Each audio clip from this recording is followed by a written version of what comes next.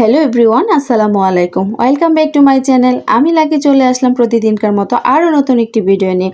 তো যাই হোক, আমি আপনাদের সাথে আজকে শুধু জাস্ট শেয়ার করব স্বপ্ন থেকে কিনে আনা সেই ভাইরাল মাংসের প্যাকেটগুলা, যে এখানে আসলে কি পরিমাণ মাংস পাওয়া যায়, এমনকি কেমন আলু পাওয়া যায়। তো যাই হোক, আমরা যতটুকু দেখেছিলাম ততটুকু কি আছে কি নাই সেটাই আপনাদের সাথে শেয়ার করব। আর হ্যাঁ, স্বপ্ন থেকে যে ভাইরাল মাংসের ডিসপ্লেটা আমরা যেরকম দেখেছিলাম আসলে ওরকম এখন দিচ্ছে না। আমি জানি না কেন দিচ্ছে না ডিসপ্লে।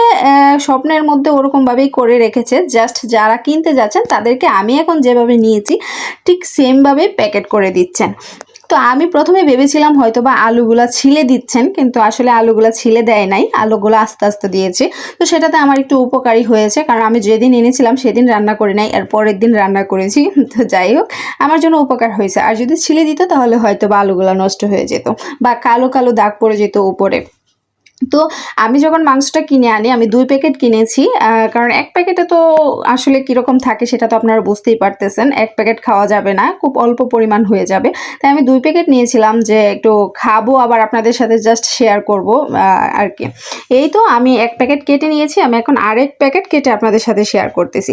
আসলে 8 পিস 10 পিস এটা বলা যাবে না, এটা বলতে হবে এখানে 200 গ্রাম মাংস দেয়, সেটা 8 পিস হতে পারে, 10 পিস হতে পারে, বা 5 পিস 6 পিস এরকম হতে পারে, ওজনের উপর ডিপেন্ডেড। তো অনেকেই বলে 10 পিস দেয়, অনেকেই বলে 8 পিস দেয়, আসলে ওরকম কোনো কিছুই না। আমার 2টা প্যাকেটের মধ্যে একটার মধ্যে ছিল 8 পিস আর একটার মধ্যে ছিল 6 পিস। তো 6 পিসের মাংসটা একটু বড় ছিল, আর 8 পিস যেটার মধ্যে ছিল সেটা একটু ছোট ছিল।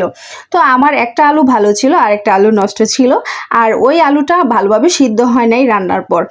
তো যাই হোক, আরেকটা আলু সিদ্ধ হয়েছিল। এই তো আজ এই পর্যন্তই। সবাই ভালো থাকবেন, সুস্থ থাকবেন। আপনাদের মূল্যবান মতামত অবশ্যই কমেন্টসে জানাবেন। ধন্যবাদ সবাইকে।